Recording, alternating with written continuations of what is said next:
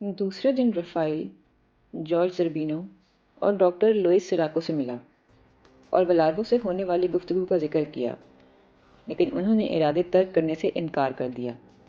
उन्होंने ख़ुद फ़ोन पर बलार्वो से बात की और उसे बताया कि वो नशिस्तें महफूज करवा चुके हैं और अनकरीब चिली पहुंच जाएंगे।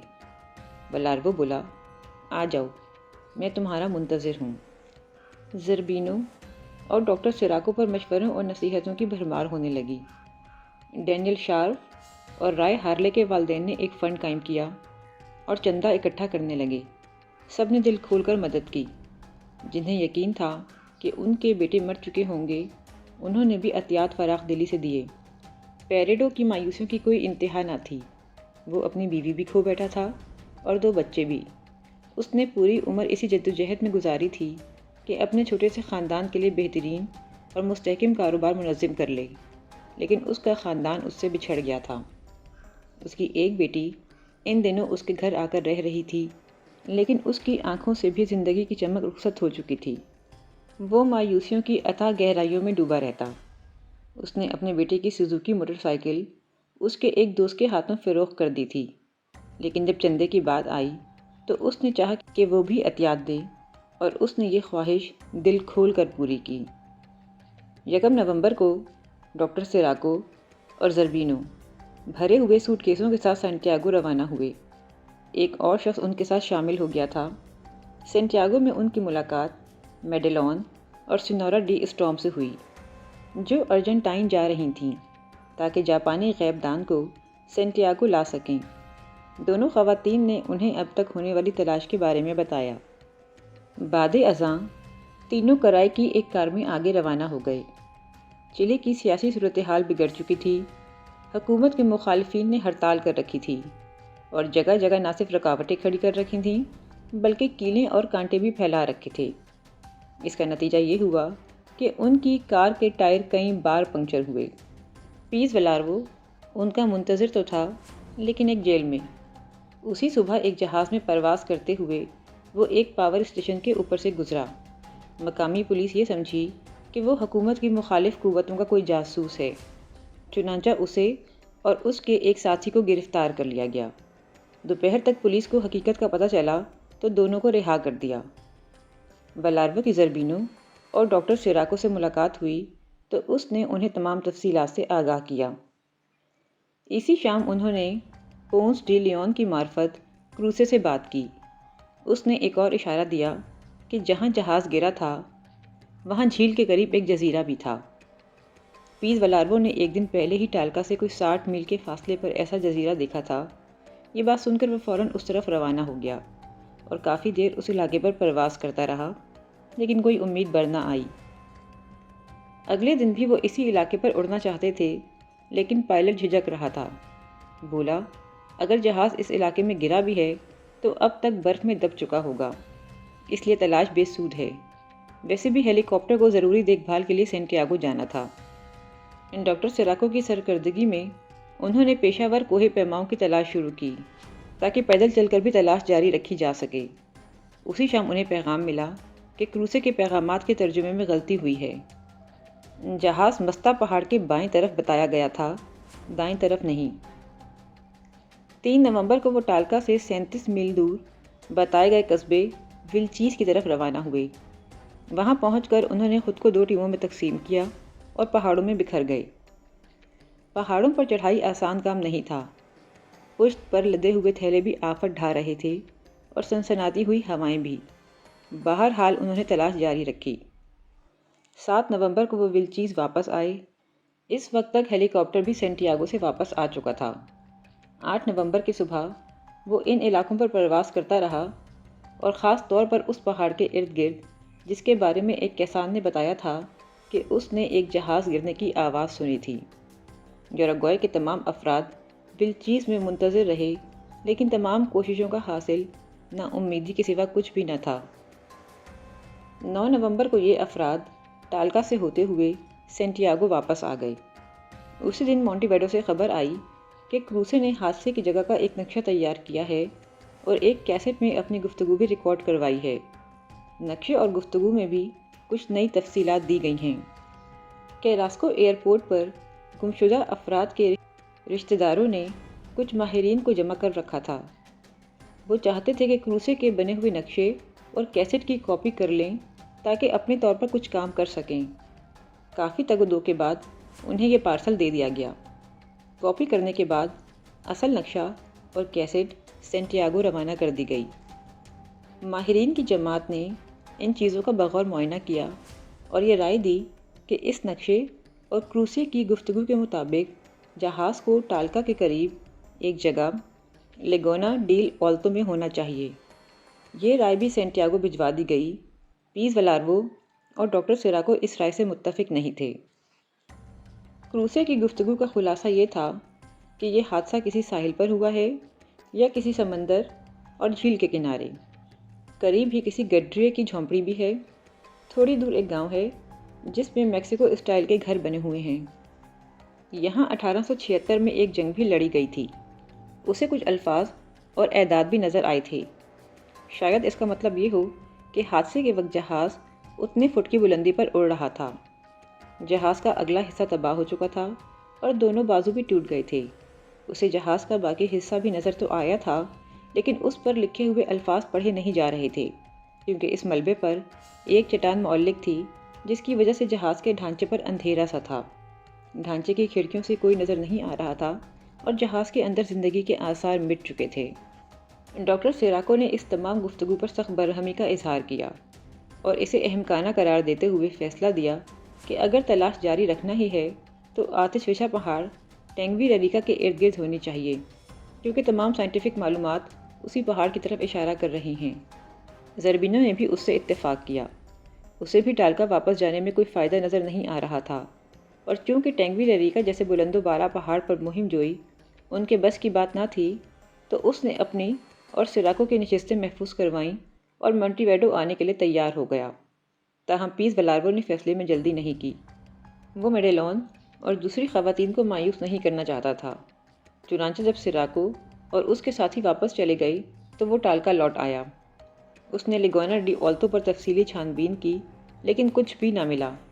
16 نومبر کو وہ بھی مونٹی ویڈو لوٹ آیا، لیکن آنے سے پہلے اس نے انتظامات کیے کہ کسی نہ کسی طور پر تلاش جاری رکھی جا سکے۔ اس نے ہزاروں پمفلٹ چھپوائے اور گاؤں گاؤں تقسیم کروا دیے۔ ان میں یہ اعلان بھی تھا کہ فیئر چائلڈ کے بارے میں اطلاع دینے والے کو بھاری رقم انعام میں دی جائے گی۔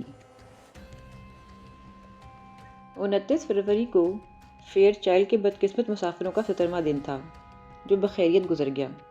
وہ اب بھی سردی اور بھوک سے نبرد آزما تھے۔ ان کے جسم اور کپڑوں میں بدبو بس گئی تھی۔ زخمیوں کی حالت بھی بدستور تھی، لیکن گزشتہ دنوں میں وہ جس انتشار اور ذہنی پراگندگی کا شکار ہوئے تھے اس پر کافی حد تک قابو پا لیا گیا تھا۔ گوشت کاٹنے، اسے سینکنے، پانی پگھلانے اور کیبن کی صفائی کے لیے جو ٹیمیں بنائی گئی تھیں وہ باقاعدگی سے اپنا اپنا کام کر رہی تھیں۔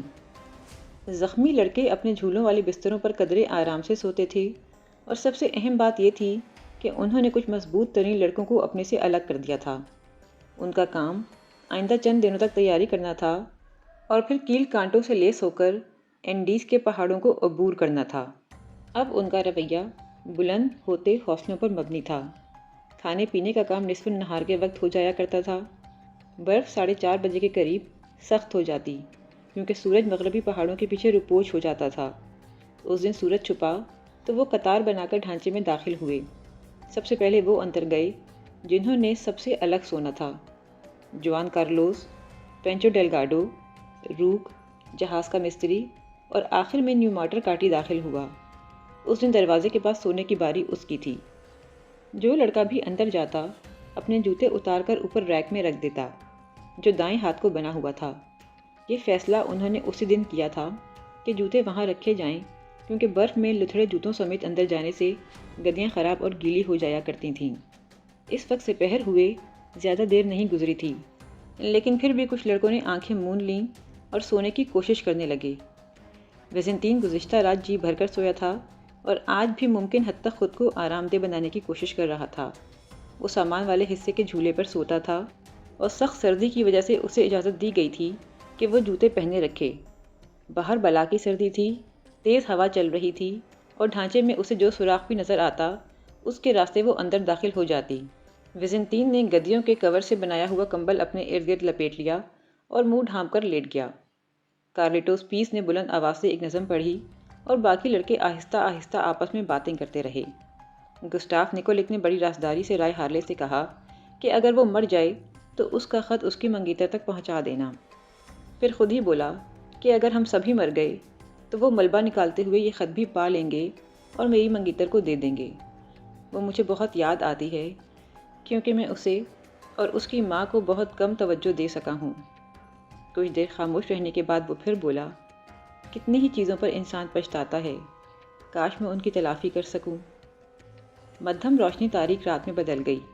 کچھ لڑکے سو گئے، ان کے خراٹوں نے نیند کا ماحول پیدا کیا تو جاگنے والے بھی غنودگی کے عالم میں پہنچ گئے۔ کینیسا جاگ رہا تھا۔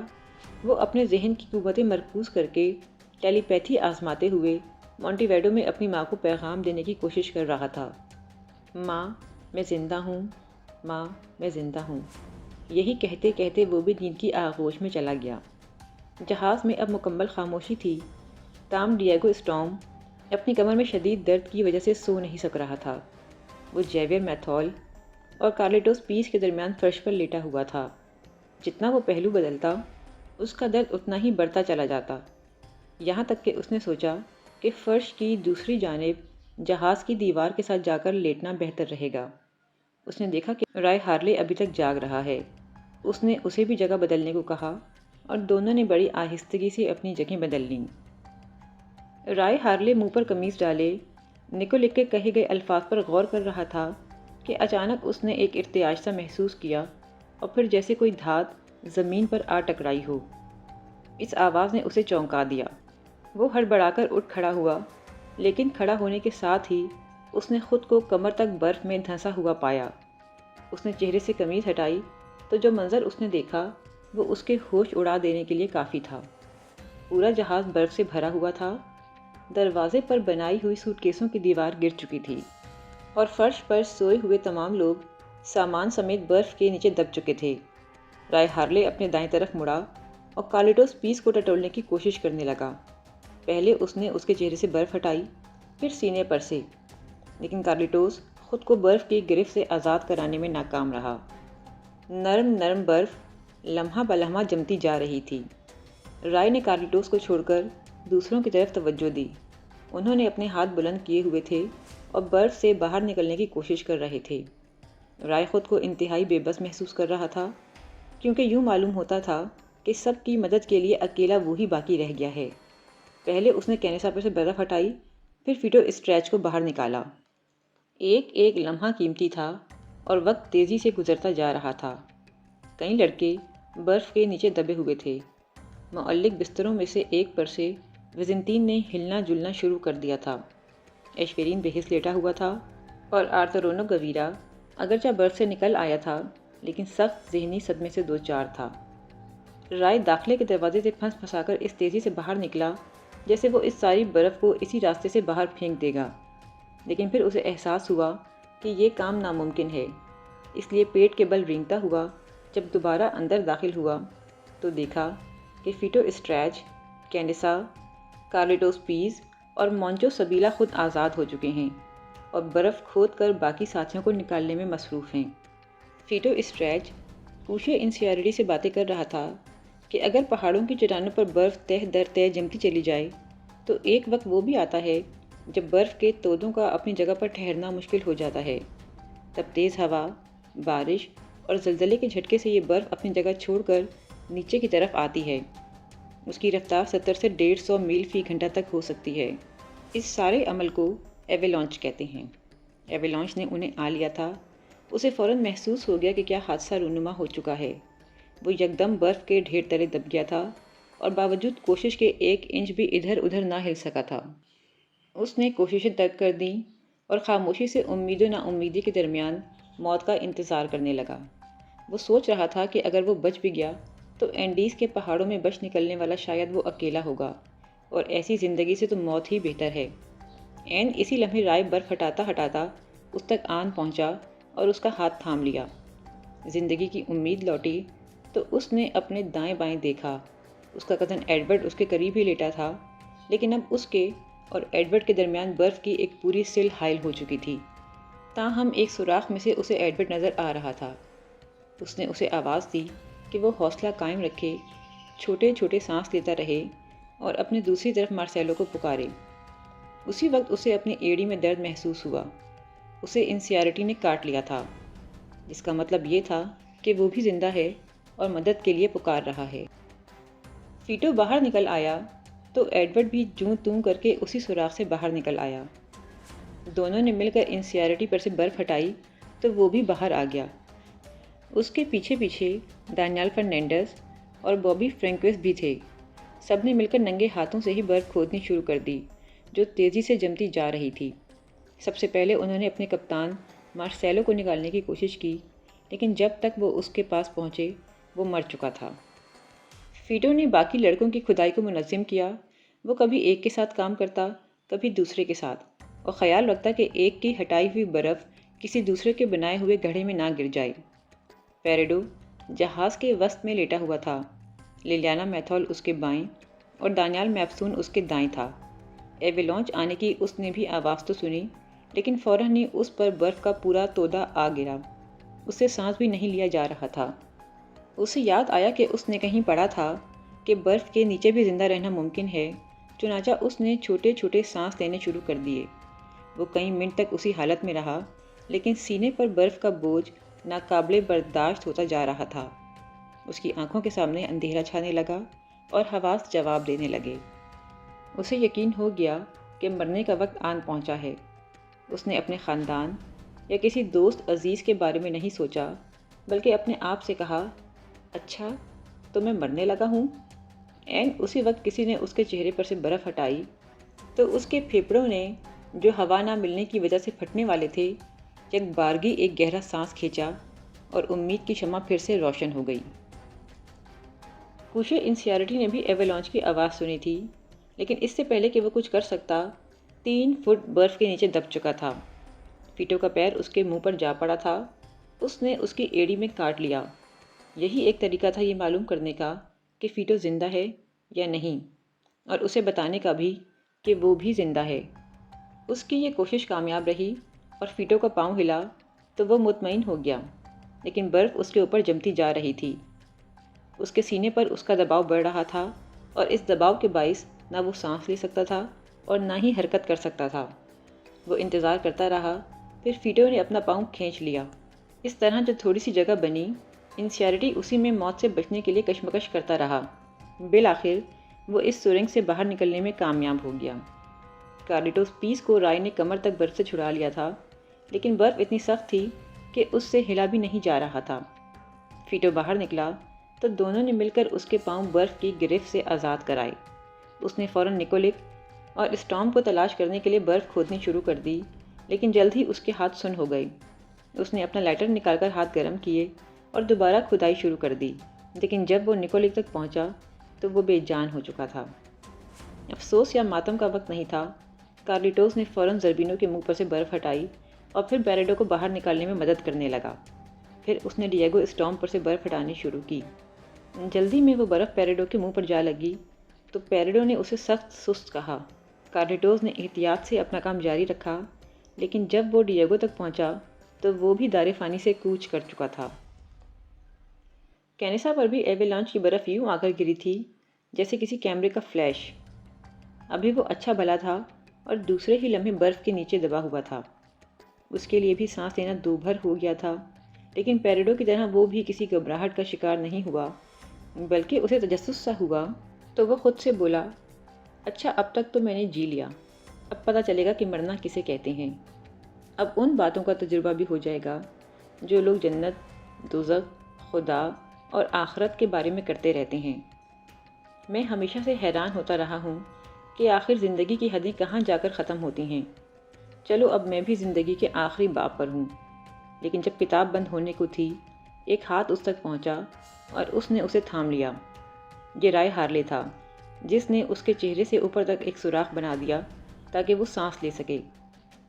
کینیسا نے خود کو چھڑاتے ہی دانیال میپسون کو تلاش کیا۔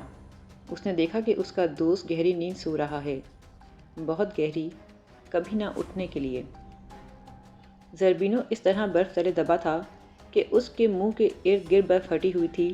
پھر ایوالانچ کے آتے ہی اس نے اپنا بازو برف میں سے گزار کر بلند کر لیا تھا اور اسے دائیں بائیں ہلاتا رہا تھا۔ اس طرح اوپر سے نیچے تک ایک چمنی سی بن گئی تھی جس میں سے وہ بآسانی سانس لے سکتا تھا۔ اوپر برف پر اس نے کارلیٹوس پیس کی آواز سنی۔ تم ہو گسٹاف؟ ہاں، زربینو چلایا۔ گسٹاف نکولک؟ نہیں، گسٹاف زربینو۔ کارلیٹوس پیچھے ہٹ گیا۔ پھر ایک اور آواز نے اس سے پوچھا، تم ٹھیک ہو؟ زربینو بولا، ہاں ہاں میں ٹھیک ہوں، تم دوسروں کو نکالو۔ روک اور مینڈیس دروازے پر کھڑی کی گئی دیوار کے نیچے دب کر ہلاک ہو گئے تھے، لیکن دو جانیں دروازے کی وجہ ہی سے بچ گئی تھیں۔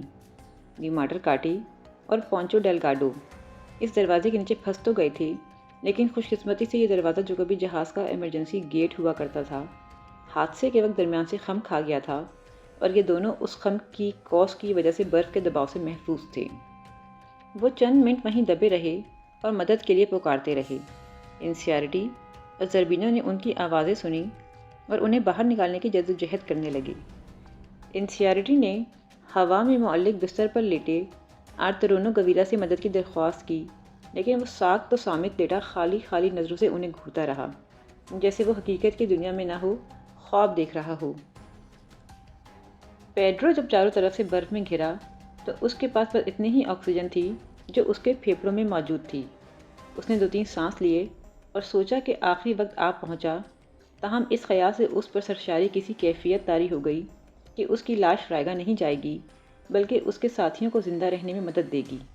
اس خیال کے ساتھ ہی وہ اپنی دانست میں جنت کے دروازوں پر جا پہنچا تھا کہ اچانک کسی نے اس کے چہرے پر سے برف ہٹائی اور وہ اسی فانی دنیا کی طرف لوٹ آیا۔ جیویر میتھول اپنا ہاتھ باہر نکالنے میں کامیاب ہو گیا تھا، لیکن جب باقی لڑکے اس کی مدد کو آئے تو وہ چلایا کہ اسے چھوڑ کر لیلیانا کو بچانے کی کوشش کریں۔ جیویر کا پاؤں اپنی بیوی کے جسم سے چھو رہا تھا، لیکن وہ اس کی مدد نہیں کر سکتا تھا۔ اسے خیال آیا کہ اس کا سانس گھٹ رہا ہوگا۔